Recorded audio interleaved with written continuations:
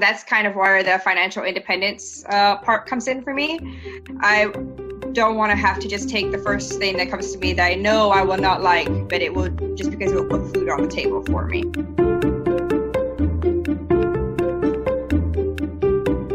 Welcome to the Personal Finance for PhDs podcast, a higher education in personal finance. I'm your host, Emily Roberts. This is Season 3, Episode 7, and today my guest is Crista Wathen, an American PhD student in archaeology at Stockholm University. Crista chose to pursue her PhD in Sweden in part because of the favorable funding situation that allows her to pay off her student loans from her master's degree. She explains the differences between the Swedish and American models of doctoral study and gives her advice for anyone considering pursuing a PhD abroad. Without further ado, here's my interview with Crista Wathen.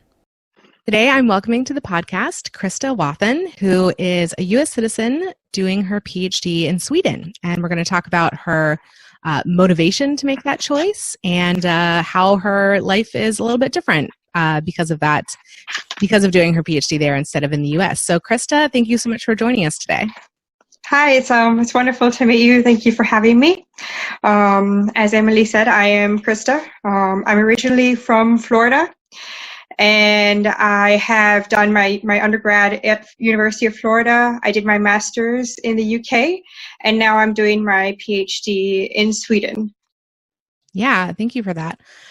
So it sounds like you were even, going abroad as a master's student. So maybe go back to that point, maybe when you were an undergrad and you were considering higher education. Mm-hmm. What made you pursue that master's in the UK and then finally your PhD in Sweden? Well, actually, when I was doing my undergrad, I did excavation out in Ireland, and there was a bunch of Americans there. One of them, she was talking about how she was applying to masters in the UK, and all of us were kind of in the group were a bit shocked as to why she was doing that. And she would say, "Oh, it's way cheaper than staying in the US." So all of us looked into it, and the majority of that group ended up in the UK doing our masters. And for the majority of us, it's saved us probably half of what our master's degrees would have normally costed in the US. So that's kind of what prompted me to start looking abroad for a PhD. Yeah. So what field are you in exactly? Archaeology. Archaeology. Okay. Mm-hmm. So you said it's about half as expensive, or maybe after like scholarships and grants and stuff, it's about half. Mainly if you're taking into account of living costs, because master's degrees in the UK, at least in archaeology, is only about a year.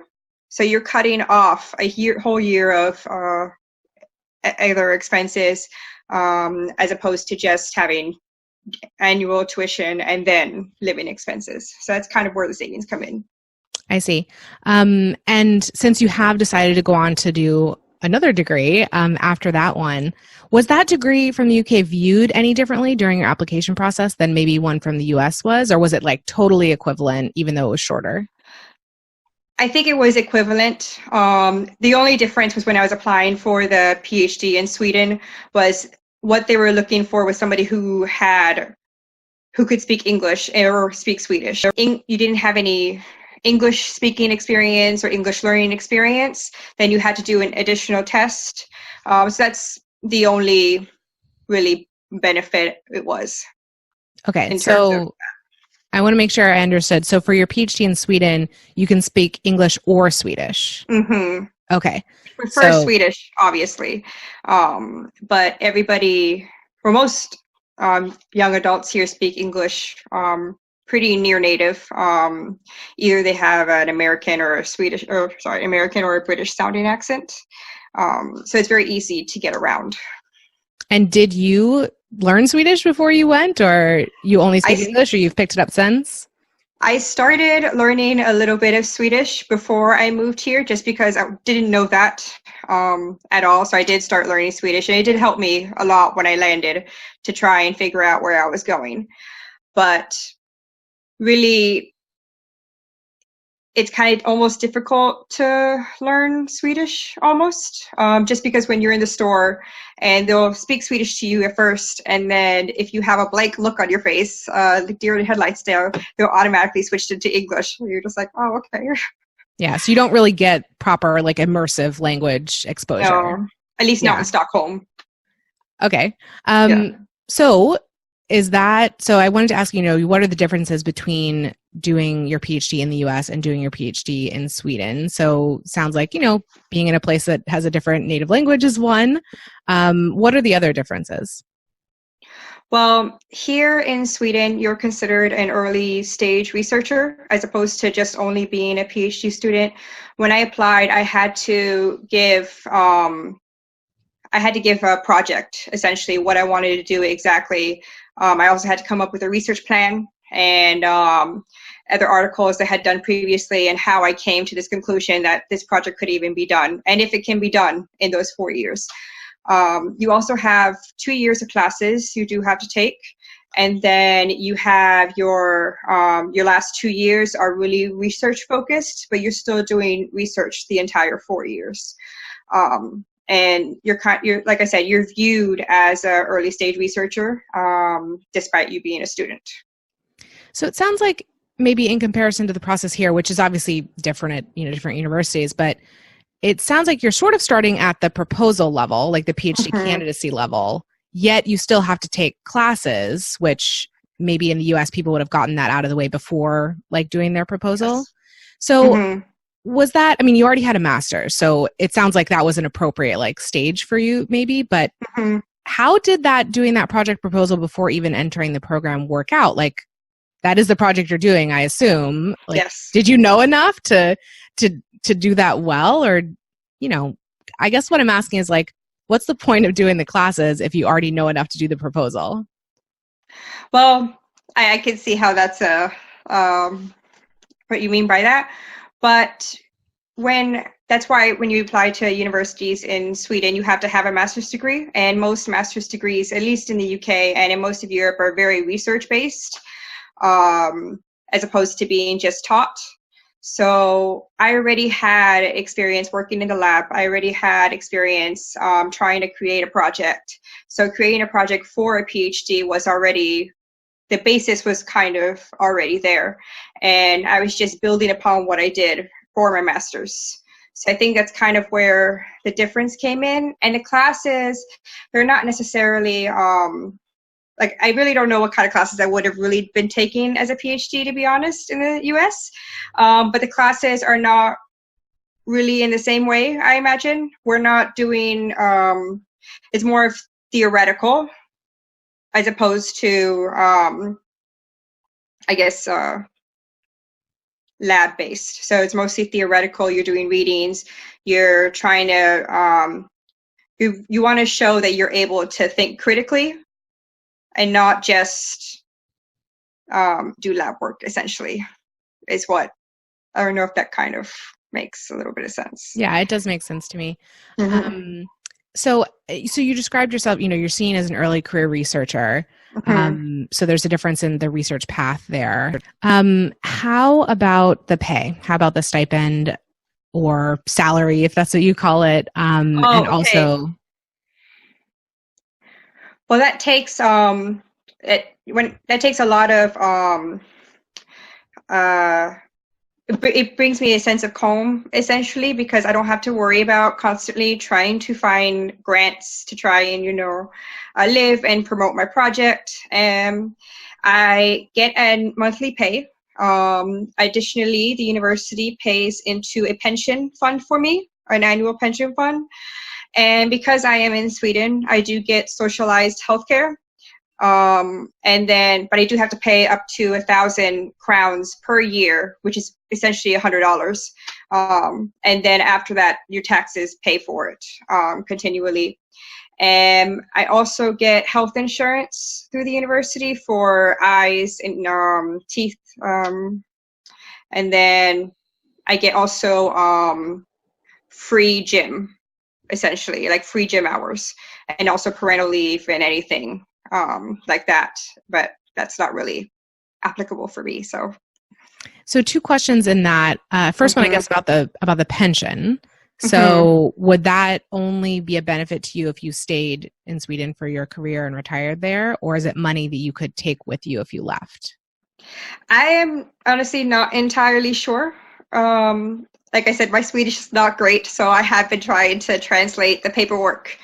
But from what I understand, I can take it with me, but I can also leave it here until I'm 60 and then take it out then and let it accrue interest because they invest it for you. So I can just leave it there and come back and eventually get it back out because when you move here, you're given a person number, which is essentially the equivalent of a social security number. So you're always in the tax system. You just have to let them know if you're no longer living there, but you're still able to be in the tax system.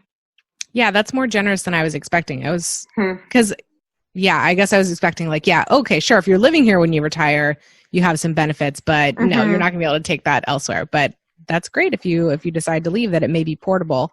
My other question related to your pay is about sort of the level of pay. So in the US, the stipends can be totally insufficient in some places to be, okay, a little bit above, the baseline cost of living. But no one would describe them, I think, as generous. How does your pay compare to the baseline cost that you would need to live? I think, because I'm very frugal, I really don't spend that much money to begin with. My housing costs are super low because I'm in student housing, because I'm still considered a student. So a lot of my main costs are extremely low. So it feels like I get paid a decent amount of money, but in reality, I get paid, I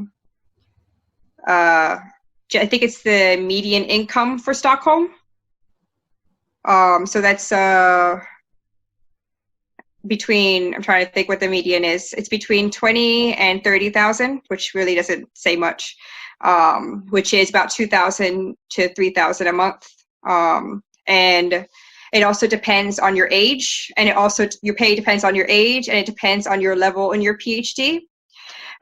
Your first year, you get paid you get a baseline, and then as you progress, you get paid a little bit more. So you essentially get a raise every couple of years. Yeah, I've wondered why that is not the case here. Why? I mean, I guess I get why, but it would be nice if your pay was reflective of your abilities during grad school, because obviously, a fifth year is a lot more able to produce good work than a first year. Yet it's kind of, there are some places do give you a bump in the course of the PhD, but I think most places don't. It's maybe just cost of living raises. So that's like having a proper job where you feel like you're being rewarded for your advancement. So that sounds really good. That's kind of why I like it, because even though the pay is not, I guess, great in retrospect, but all the benefits I get. I also get paid holiday leave, which is about 28 days. So that's pretty awesome. Yeah. This whole package is sounding really good. So your pay is at the more or less the median level for the city, which already sounds good. To be paid at median compared to what we get here. But also your expenses are low because you're in what sounds like subsidized student housing, essentially. Yes. If I live in non-student housing, then I think my pay would feel like it was nothing. But because I'm living in student housing, it feels like I have more to work with. Yeah. And are you able to stay in that housing for the duration of your degree? Yeah. Excellent. This summer, I'm putting forth extra support for PhDs undergoing career transitions into grad school, a postdoc, or a real job. If you're moving on to the next stage in your career or thinking about it, please visit pfforphds.com/next to check out my articles, webinars, and coaching program. Allow me to come alongside you during this transition to ensure that you set yourself up for financial success. So one thing that we talked about when we set up this call was the fact that you have student loans in the U.S. that you are working on paying off. So tell me about that. So first of all, I assume these are from your undergrad degree, and then maybe also your master's. Is that right? Just for my master's. I was very lucky for my undergrad. I had a full ride kind of through the state of Florida, through Bright Futures. And then I had to work and pay for my other stuff. But it was mostly for my master's. Okay. So even though it was you reduced the amount of the cost, but you still have loans from that. So how much, like, what's the balance on that? Or what was it when you exited your master's degree, let's say?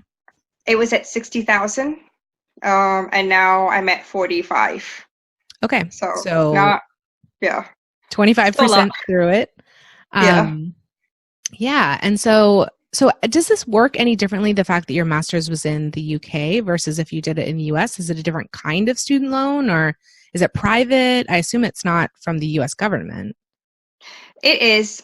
They have I'm not sure exactly what it was called, but certain abroad schools are allowed to allow Americans to have federal student loans. It's a certain type of, I think it's like non-US accredited, they call it, or something. And my school was considered under that list, so I was able to get federal US student loans, and they were, so there was no issue with that. I got paid on a semester basis, which were their 3 terms.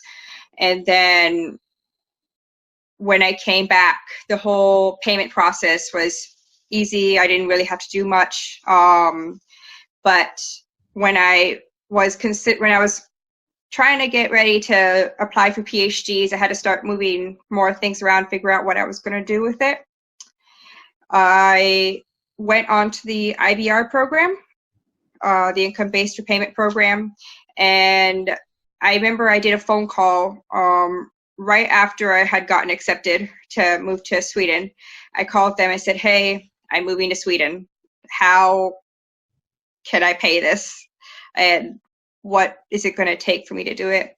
And then the young gentleman I spoke to, he said, "Oh, because you're getting paid in non-US dollars, your income is effectively zero. So you can just recertify every year." I was like, "Oh, okay." So it was easy like that. So I'm still on the IBR. That seems weird to me. Like they didn't care that you were going to be a student, but they just cared that you weren't being paid in US dollars. That's so strange. Like, what if you were being paid a ton of money? Like, I guess because it's not US. Well, I guess where they see your tax. I don't know if they see your taxes, to be honest. But I guess if they see your taxes, then they'll be able to see that you're getting paid through a different currency. But when I applied, they didn't ask. When I recertified, they didn't ask for any pay stubs. The only thing they asked if I was making US income. So I was like, technically no. So. Okay. So you don't have any obligation to pay your loans for the moment, yet you have chosen to. Is that right? Yes. Why have you chosen to pay down the loans? Well, because I realized that the magic of compounding and how it can work against you. And I did not want to finish my PhD and have all of a sudden all the work I had done before I had arrived here pretty much go away. So I figure, I'll just keep paying into it and then just keep my costs low over here and then just keep paying into it so I don't have it working against me. Yeah, and if you look out, for the remainder of your degree there, do you think you'll have it paid off or have it paid down to a certain point? Like, what's your expectation? Will you still be paying on this, I guess, when you're done with your degree? I've done 2 different Excel spreadsheets, figuring out which one would be more feasible for me. And I can either save and pay a little more than what I've been paying into the student loan, and I will have a certain amount of money left over on the loan, but most of it will be in savings. So I've considered taking all that money from the savings that is left, and then just putting it into the student loan and having $0. Or I'll just leave it as is and then just continue paying it like I have been. So I have two different outlooks on how I'm doing this. I just haven't figured out which one I want more. Yeah. What is the interest rate on these loans? It's 6, almost 7%. Okay, so like moderately high, not terrible, but not great, not low. Yeah. Yeah. Okay, so you're still figuring out kind of the repayment rate, but you'll either come out with some savings and some debt, or the debt will be gone, but that's pretty much that's the balance of it. That's how much money you would have. Okay, yes. So what is there any challenges you've come across, like paying these student loans from a distance, from non-U.S. income? Any problems that you've run into, or has it been like a smooth process? It's been a decently smooth process. The only thing is I had to figure out a better and a cheaper way of sending the money back to the U.S., into the U.S. banking system, because it's expensive, obviously, from bank to bank. So I had to figure out there are companies that do that for you, and I use one of them. And so my exchange rate and then the fee I pay are very, very low.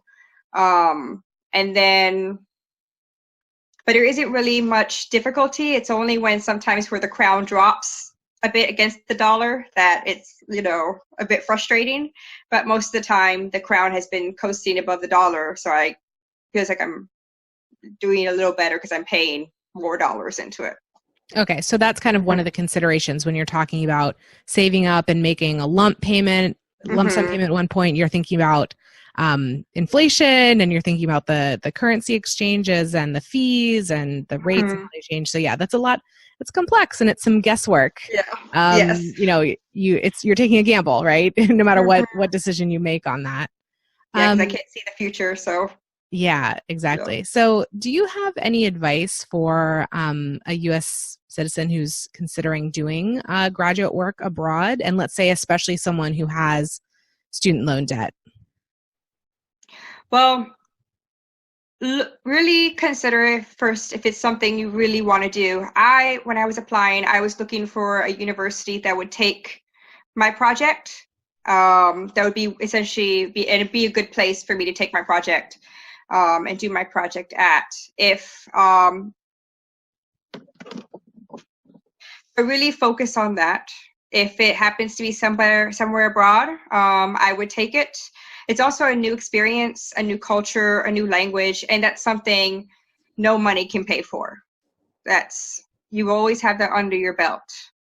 And also save up, save money, especially because it is expensive to move across the ocean, no matter where you go, and then having to get rid of everything. So it's kind of a logistical matter. Take logistics into account, not just, I'm going abroad and I'll be paid kind of thing. Yeah, so really put some thought into it. So if people want to learn more about you and follow your story a little bit more, you have a blog. Can you tell us a little bit about that? Well, yes, I started a blog mostly to keep myself accountable. I used to work in banking. After my master's, I worked in banking, and there was a lot of things I learned there that I feel that everybody should know about. Basically the benefit of having a banker and what a banker can do for you. They're not just somebody who sits in an office and opens accounts for you, essentially. I also wanted to talk about what it's like to be an American abroad, doing her PhD, and also let people know it's not as scary as it seems. Yeah, great. And what's the name of it and the URL? richfulthinker.com. Yeah, great name. And I learned when I went to your blog that you are part of the FIRE movement. Can you tell us what is the FIRE movement for listeners who aren't familiar with that, and why you are part of it? Well, FIRE is financial independence, retire early. The part I'm obviously most focused on is, well, I guess not obviously, but the part I'm most focused on is financial independence, because most people in the FIRE community, when they retire early, they're in their 30s and 40s. But retiring early can be any time before 65, really. So if you decide you want to retire at 50, you want to start over and do something else, then that's something for you. But mostly I'm focusing on the financial independence, just because I do not want to be, I want to be able to be comfortable and not have to be worried about where my money is coming from or anything. Yeah, so financial dependence itself might not be a term that my listeners are familiar with. So actually, when I was starting out learning about personal finance, when I saw the term financial independence, I thought it was, and I think most of the time it did refer to becoming financially independent from one's parents. So like financial independence was like an early, young adulthood like step to take. Yes. But what we mean by financial independence in the FIRE community is not having to depend on a job, basically, to pay for your living expenses. So that could be through passive income that you're generating. Maybe, people are really into rental properties, for example, maybe have a business that they no longer work in but receive income from. Or what most people pursue is building up an investment portfolio that's large enough that you can live off of, skimming off the top without drawing down the principal, and you can kind of live in perpetuity off of your investment gains. So that's what financial independence means, basically just independent of active work. Yes. So that's what you're more interested in pursuing, it sounds like. Yes. To not have to have a job. And why, like as a PhD specifically, or a future PhD specifically, why do you find that attractive? Mostly because I know that it can be somewhat difficult to find a job after you do your PhD. And that's more of like a way to ensure that I can find a job after my PhD that I actually will like, as opposed to the first one that's just offered to me. That's kind of where the financial independence part comes in for me. I don't want to have to just take the first thing that comes to me that I know I will not like, but it will, just because it will put food on the table for me. That's why I'm in the community. Yeah, that makes a ton of sense to me, because that's a benefit that you can achieve well before you're actually financially independent. Like if you just have solid like personal finances put in place, I talk about this when I talk with people just more generally about like reasons to save, during training and so forth. Like, yeah, you don't have to take the first job that comes your way. And it really gives you some, you're not completely beholden to your employer. Like you have some ability to step back and say, is this really the job for me? Do I want to switch at this point? Do I need to quit without having something lined up? Generally that's like a terrible thing to do, like quit before you have another job lined up. But if you have some of your finances in order, even if you're not totally financially independent, like you have that freedom to make that decision if that's the best thing for you. So yeah, those, like, it's kind of funny because like the FIRE movement sounds like it's about quitting work, quitting work entirely, but really it can also be used to make work more fulfilling, like while you're still doing it.